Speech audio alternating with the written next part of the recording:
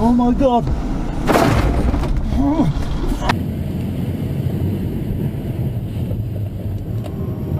G'day YouTube, how you going? Look at that, we're at the beach again. Lovely. Today we're going to have a look at a couple of crashes that is easily preventable but can happen to anyone. And I'm going to share my first-hand experience I've had with this situation. See what you think. So let's watch these clips. So this pilot's doing is a bungee launch, which is very unusual, but they do it at this club in Britain. Here he goes. A successful launch. What could possibly go wrong?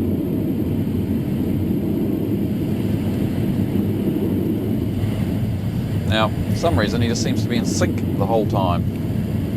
He comes out from the hill. He should be getting lift. There should be a wind onto the hill. He should be able to climb here. But he's just not. He's just descending.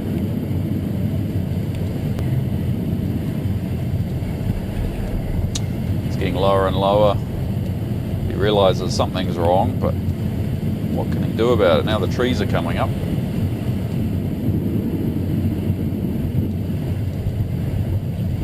He realises he needs to choose a paddock, which is good instincts, you know. He doesn't try and go back onto the ridge and stay on there.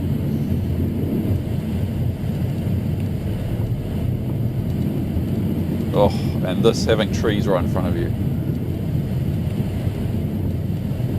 He keeps the speed up, which is really good, and then manages to pull up and over them.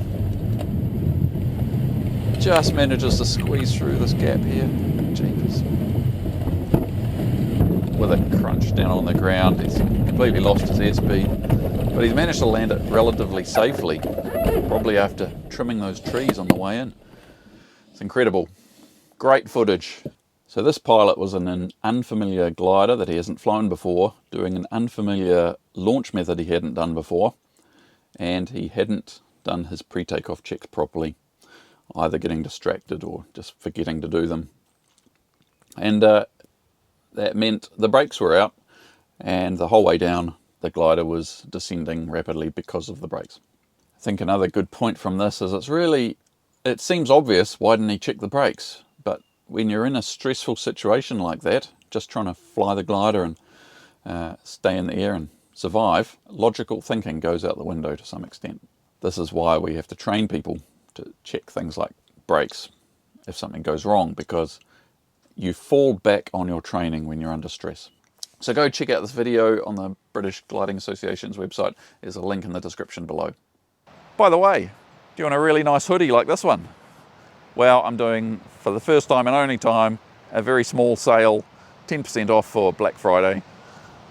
Buy now. For Christmas, maybe. It can take, depending on where you are in the world, more than 4 weeks to ship some of these items, especially around Christmas times. So just be warned.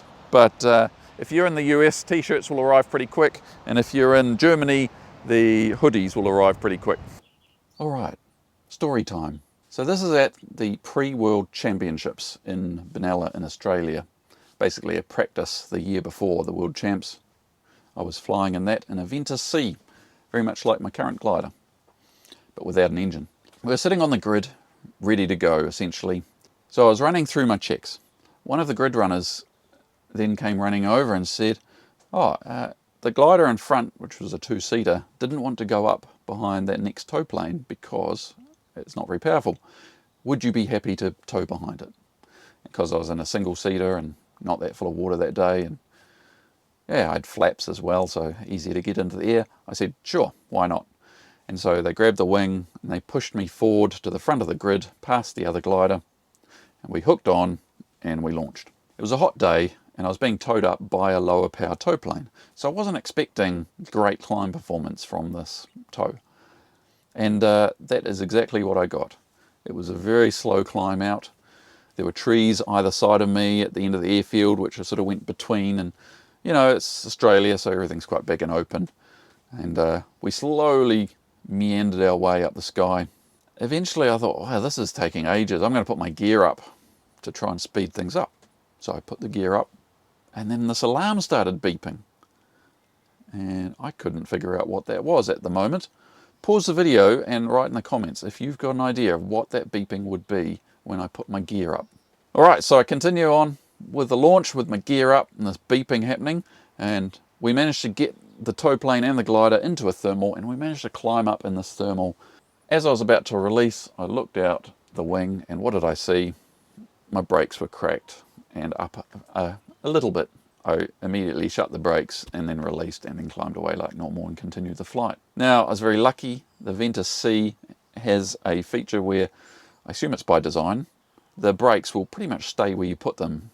I assume that's so you can operate the flap lever with the brakes in a certain position with the same hand. So thankfully, they were only cracked a little bit. Enough to degrade the performance, but not enough to stop me actually getting into the air. So what happened? Why didn't I notice that my brakes weren't shut? How did I miss that? And it's of course because I was distracted by the wing runner coming over and asking if I wanted to tow behind that other aircraft.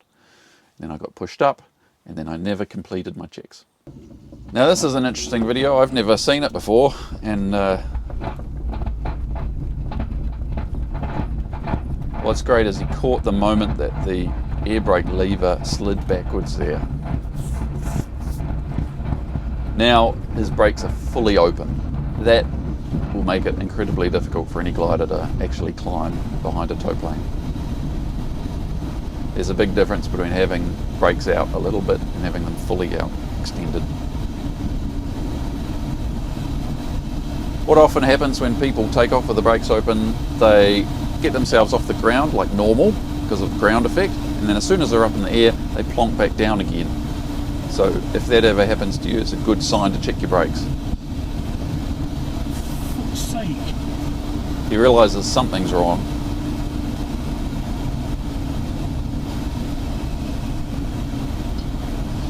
Oh, now this is the worst place to be disconnected from the tow plane. If it just hung on a bit longer till he cleared the trees, would have made a huge difference. That was a really heavy landing, and I hope the pilot was okay. Hope he didn't hurt his back there. Problem is the glider clipped trees, and then as soon as it clipped the trees, it lost energy and airspeed, and then it just plonked down straight afterwards. So that was a brutal landing. So I think the things to note is just how quickly these things happen. You know, that was 30 seconds from launch to crashing. So you don't have much time to think about it and figure it out if things aren't going right. In this particular video, he actually could have released earlier and landed in that paddock quite safely. In hindsight, easy to say that, but in the moment, of course. And I'm not sure, I suspect it's the tow plane that disconnected the glider pilot, not the other way around. So he didn't really have a choice about when he was being disconnected. So this is something we can all do as pilots really easily, and it's also very easy to prevent. What is amazing, if you ask a room full of people who has launched with their brakes out, not locked properly, you'll get half the people put their hands up.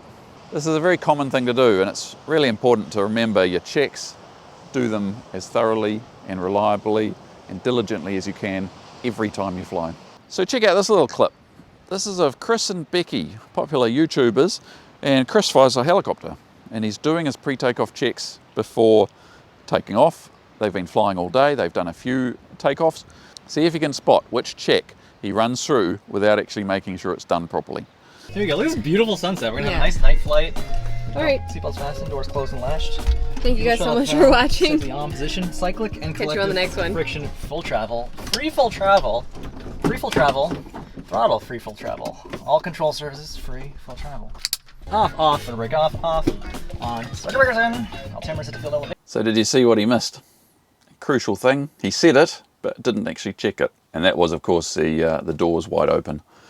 And he said doors locked and latched when they weren't. So slightly sloppy. We've all done it, especially when it's a hot day. You run through your checks. Leave your canopy open, and then you have to remember to do your checks again before you actually launch to make sure that it's locked and shut properly. Many people have taken off with their gliders and had the canopy fly open because they left it ajar, let fresh air in when they did their checks. So what was the beeping? Well, if you guessed it was my "you've got your gear up" warning for when you're landing, you're correct. This alarm is designed so when you're landing, you've got your brakes out because you're on approach to land. If you don't have your gear down, it will beep at you. Now, of course, I did the opposite. I had my brakes cracked without realizing it, and as soon as I put the gear up, it started beeping, which is the same situation. So tricky. All right, well, thanks for watching, YouTube. Hope you've enjoyed that, and we'll catch you next time. Don't forget to comment below if you've got any questions.